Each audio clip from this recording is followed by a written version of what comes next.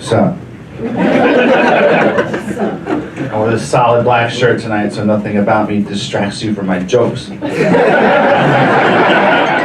a new comic. I started doing comedy in the end of 2020. Remember the end of 2020? What a year that was, right?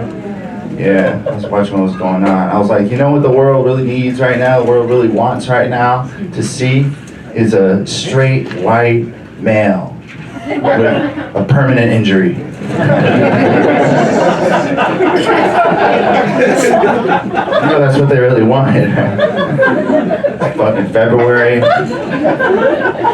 Happy New Year. It's already February. Happy Black Entertainment Month, man. I'm gonna see some of that tonight. Yeah, that's cool. A lot of people passed. A lot of important comedians passed in 2022, right? Norm Macdonald, right? Fucking Bob Saget. I'm gonna depress you guys right now. Gilbert Gottfried, right? Comedians of our day, right? You guys think morticians get starstruck?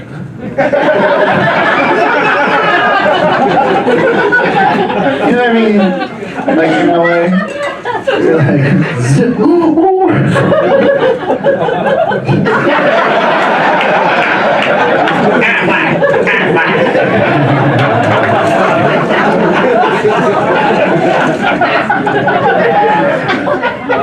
yeah, I tell my daughter, man, my daughter's 15, and they're like, oh, fucking Norm Macdonald died. She's like, all right, boomer, I don't know who the fuck that is. I'm like, all right, Gilbert Gottfried, Bob Saget, America's Funniest Home. She's like, no, boomer. She's a fucking 15-year-old white girl from Palm Beach. I'm like, DMX died this year, it's crazy, you know, trying to relate to my daughter. Like, I really want to relate to my daughter, and she's just like, I don't know DMX. I'm a fucking 15-year-old white girl from Palm Beach. All right, so, you know, Jeffrey Epstein died, right?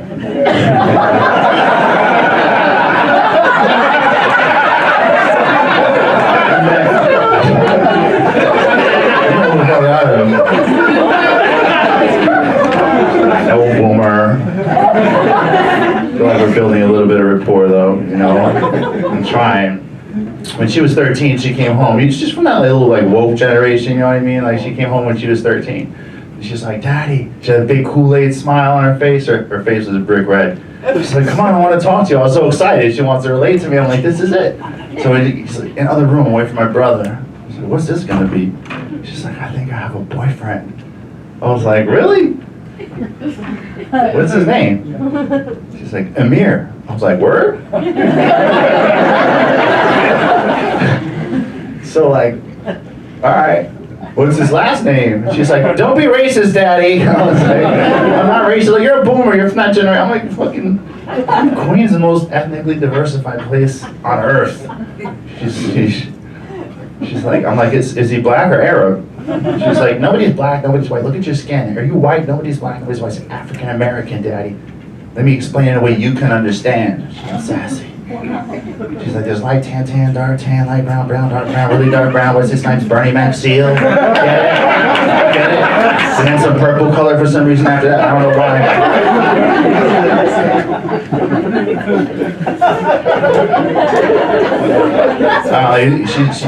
So he's black. Cool. All right. I dated a lot of black girls in my day. You know, it was great. I'm proud of you. I'm very proud of you. I'm like, look, we got one rule in our household. One rule. Don't date the Browns. I said, don't date the Browns. I'm not trying to be prejudiced, but you see it on TV. They beat up on their women in their culture. They think it's okay. Yeah. Chris Brown, Bobby Brown, James Brown, Trent Brown, Josh Brown, Antonio Brown, the Cleveland Browns, all of them.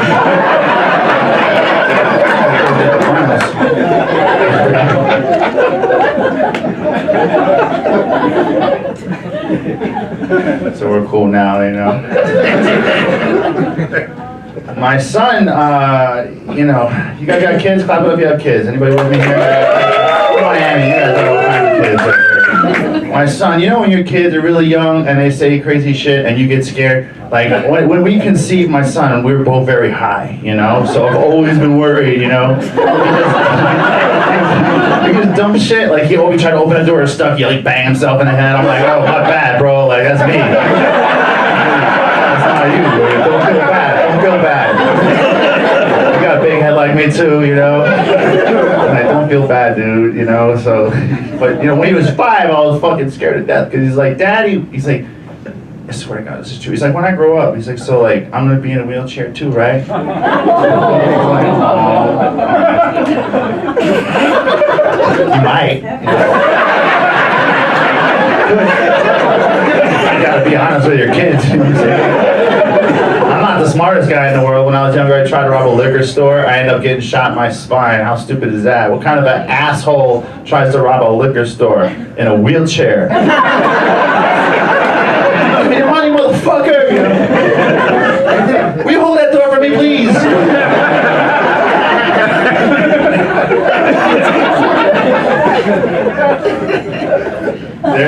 Their mom and I, we wanted to raise our kids in a traditional household. So we got a divorce. Started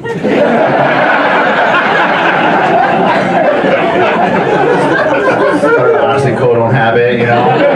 Told y'all from Palm Beach area. It's like, what's up with oxycodone people? Why do they get so addicted to that shit? It's not like a drug after a while. In the beginning, it's amazing, but like, I've been snorting that shit every day for 10 years and still not addicted. You know what I mean? What's their problem? Mark ass busters. Yeah. I do take Cialis though. Anytime I think I'm gonna get laid, so but I'm like overly optimistic, so it's like a $60 a month masturbation habit, you know.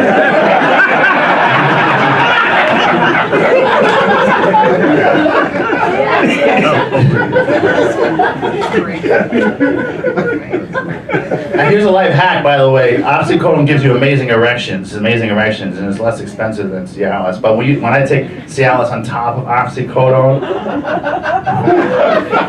bro, my penis gets a little darker. I start asking girls where they stay at. Stay at. That's a racist joke, but it's positive stereotype. It's a positive stereotype. My daughter's not here. I can say that shit. It's kind of funny. It's a positive stereotype. Yeah. So we got a divorce. It's kind of fucked up. You know what I mean? Like when you get a divorce. Anybody here divorced? No? Yeah. Feel that energy? Feel that energy?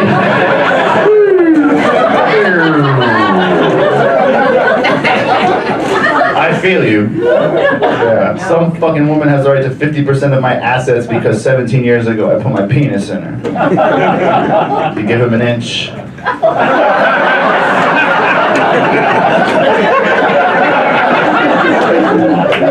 Take your house. I don't really have a 1-inch penis, that's just for the joke. I don't want to give myself a bad name. You know how a lot of guys, like, they trim their short hairs to give the appearance that they're more well endowed? I don't need to do that. I just let my legs get skinnier. I don't know. Relatively girthy. It's something about the visual. Anything you can do. If you ever want to try it, you know, just dive into 3 feet of water and, you know, fucking, you know.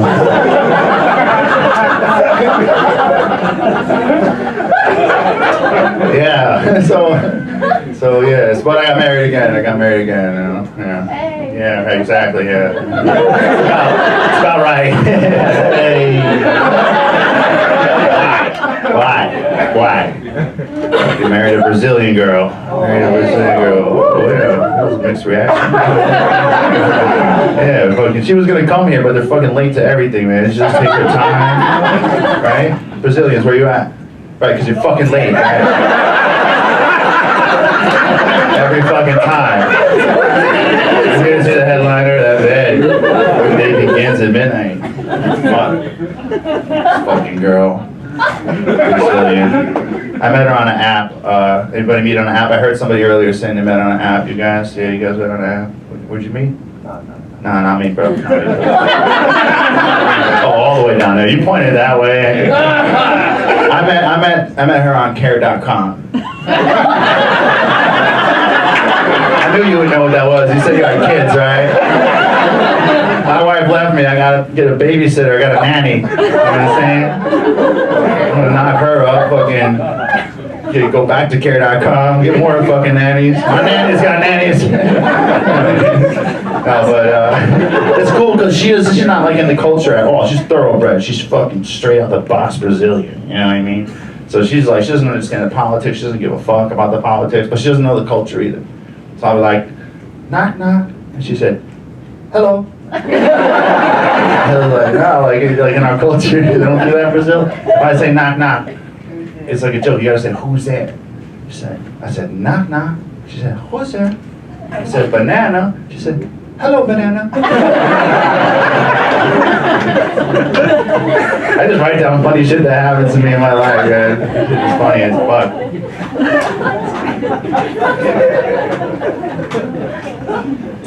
She's like, you know, Brazil has a different day for Valentine's Day, and Valentine's Day is coming. You know, Brazil has a different day for Valentine's Day. She's like, what day is Valentine's Day in the United States? Like, why the fuck you want to know that? So you know what to fucking get mad at me like on the right day? Like, why didn't you give me shit? Fucking, I was about to Oscar Pistorius this girl, you know? That's a feeler joke. 10% of you know who that is. Oscar Pistorius is an Olympic champion. He's a national hero. He's a worldwide hero. You don't have to explain, I'll explain. I got this.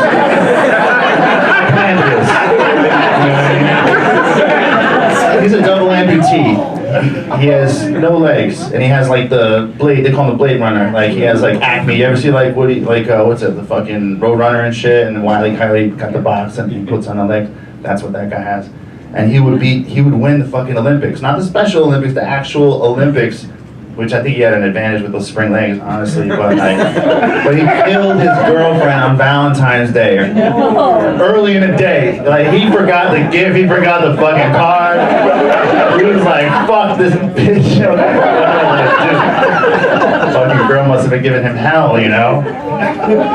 Yeah. It's a long time ago, I don't know. But Nancy Grace was on at the time. Nancy Grace was all up in arms. She's mad, you know? You guys know who Nancy Grace is? Remember her? She was mad. She's like, he killed his girlfriend with a gun, and he did it on Valentine's Day, and her hair is doing all this shit. He shot her with a gun. Like, what the fuck else is he supposed to do? You know? And he did it on Valentine's. Apparently, if you murder your girlfriend, it's supposed to be on the appropriate day in her. I mean, with a gun, like, what's he supposed to do? Like, shoot her with an arrow in the heart? Like, that would have been okay. Come home fucking St. Patty's Day and a drunken stupid beat her to death. You wouldn't have been as mad as you were at him. All he had was a gun.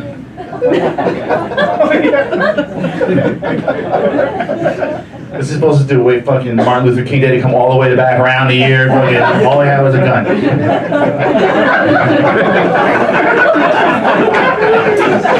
Another feeler joke. You gotta think about that one. That was a pretty fucked up joke. Anyway, she's a good girl. Happy Black History Month. Probably because I'm paralyzed, because I'm paraplegic. I don't know why, but probably because I'm paraplegic. But the only way it's possible for me to have sex with her is if I take a pill like an hour ahead of time and crush it up in her ice cream.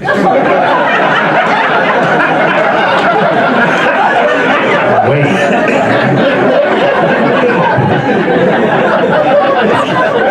I don't know why it has to come to that, personally. I feel like I look like Paul Walker if he survived, you know what I mean? Like a little bit, you know what I'm saying?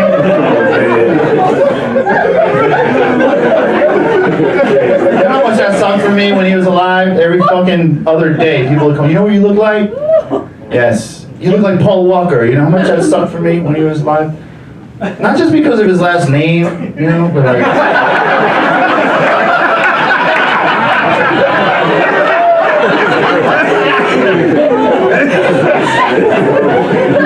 Imagine if he ended up paralyzed in a car accident out in fucked up.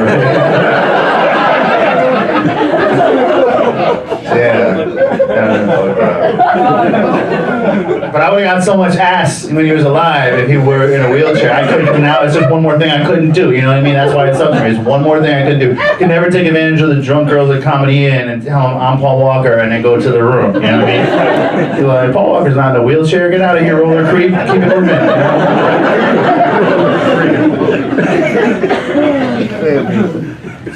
that night when he died? No. You know, yeah, I saw like on the internet, like Paul Walker wrapped his car around the tree. They didn't know what happened yet. I'm looking at the internet like, please be paralyzed. We'll get so much at it.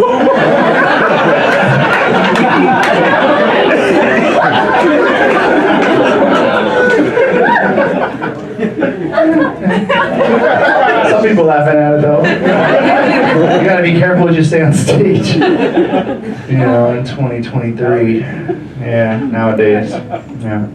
People take the joke seriously, they forget it's comedy, you know.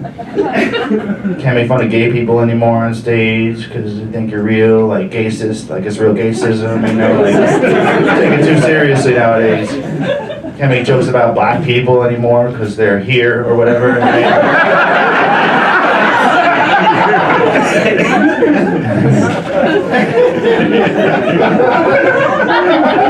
I used to have a whole bunch of cocaine jokes in my set. After every set, strangers would come up to me and offer me cocaine.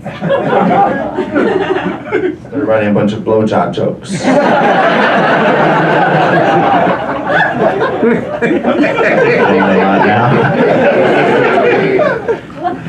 Yeah, it's fucked up, man. You gotta be careful, man. So I wrote this abortion joke.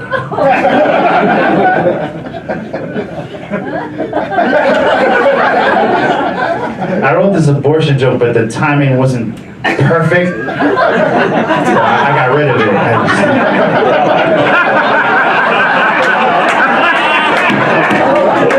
Terminated the joke. I didn't want to go through with it. Something about it freaked me out. Like the delivery, what if I fucked up the delivery? It came out retarded. I have too much respect for comedy. That's it. Right? I know what you're thinking. If I have a funny joke, the least I could do is give it to another comedian who's unable to make funny jokes on his own. My joke, my choice.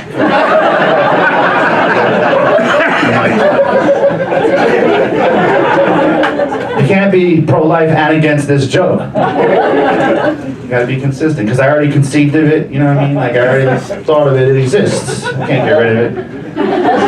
This is going downhill right now. Which usually is a benefit for me, but right now, not something.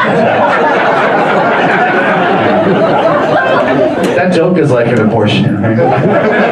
Because like 25% of you got it, but like the rest of you is like judging, you know? It's getting weird, right? I got 20 more minutes on abortion. I feel like the room is divided on the abortion joke issue. I feel like the left is okay with it, but like the right.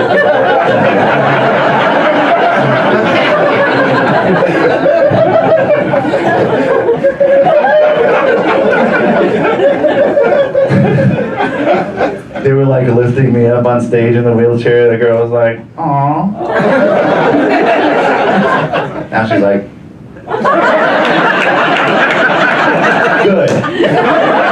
My name is Chris Roll. Thank you very much.